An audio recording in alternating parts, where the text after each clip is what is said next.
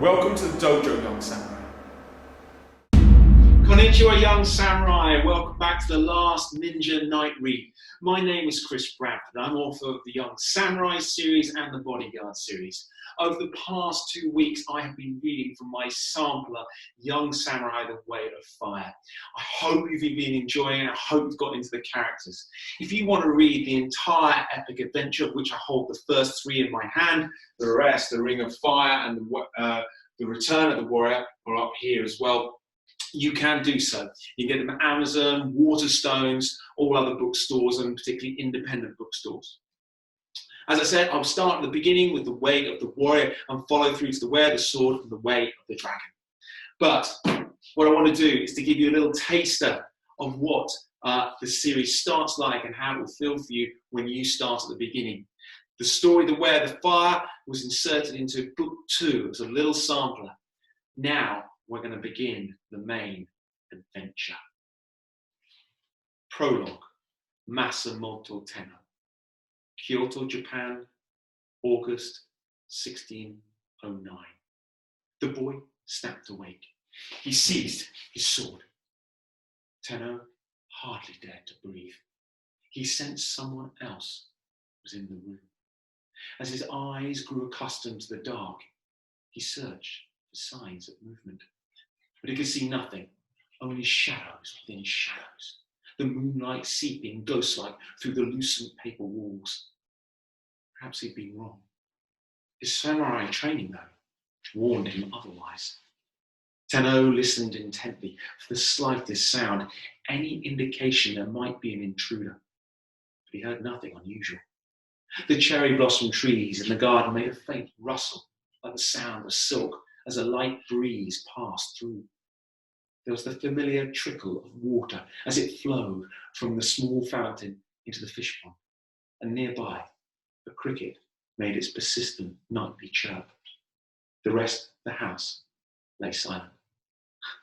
He was overreacting. It was just some bad camera spirit disturbing his dreams, he reasoned.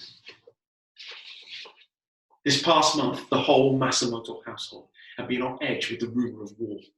There was talk of a rebellion, and Tenno's father had been called into service to help quell any potential uprising. The peace Japan had enjoyed for the past 5 years was suddenly under threat, and the people were afraid they would plunge back into war. No wonder he was so on edge. Tenno lowered his guard and settled back to sleep on his futon. As he did so, the night cricket chirped a little louder, and the boy's hand tightened around the hilt of his sword. His father had once said, a samurai should always obey his instincts, and his instincts told him something was wrong. He rose from his bed to investigate. Suddenly, a silver star spun out of the darkness. Tenno threw himself out of the way, but a second too late. The shuriken sliced through his cheek before burying itself deep into the futon where his head had just been. As he continued to roll, he felt a rush of hot blood stream down his face. Then he heard a second shuriken thud into the tatami matted floor, and in one fluid movement, he sprang to his feet, bringing his sword up to protect himself. Dressed head to toe in black, a figure drifted ghost-like out of the shadows. Ninja, the Japanese assassins of the night. With a measured slowness, the ninja unsheathed a vicious-looking blade from his saya. Unlike Tenno's large, curved katana, the tanto was short, straight, and ideal for stabbing. The ninja took a silent step closer and raised his tanto. Tenno, anticipating the attack, cut down with his sword, slicing across the body of the approaching assassin. But the ninja deftly evaded the boy's sword, spinning around to kick him squarely in the chest. Thrown backwards, Tenno crashed through the paper-thin, sodgy door of his room and out into the night. He landed heavily in the middle of the inner garden, disorientated and fighting for breath. The ninja leapt through the torn opening and landed cat-like in front of him. Tenno attempted to stand and defend himself, but his legs gave way. They'd become numb and useless. In a panic, he tried to scream, to call for help, but his throat had swollen shut.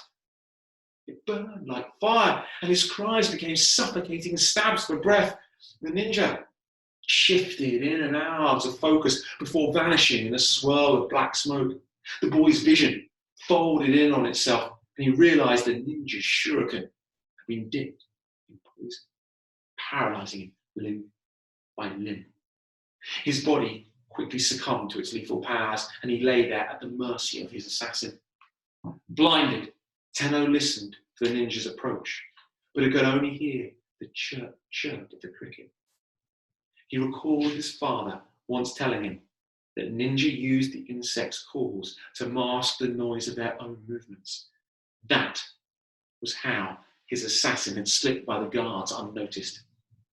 Briefly, his eyesight returned, and under the pale light of a waning moon, a shrouded face floated towards him. The ninja drew so close that Tenno could smell the assassin's hot breath on his face, sour and stale like cheap sake. Through the slit in the hood of its shinobi shizoku, the boy could see a single emerald green eye blazing with hatred. "This is a message for your father," hissed the ninja. Tenno felt the deadly cold tip of the tanto in the flesh above his heart. A single sharp thrust, and his whole body flared, white hot with pain. Then nothing.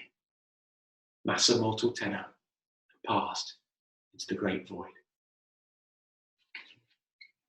I hope you'll join Jack and his friends on their adventure in the way of the warrior. Thank you for listening and watching this series of chapters.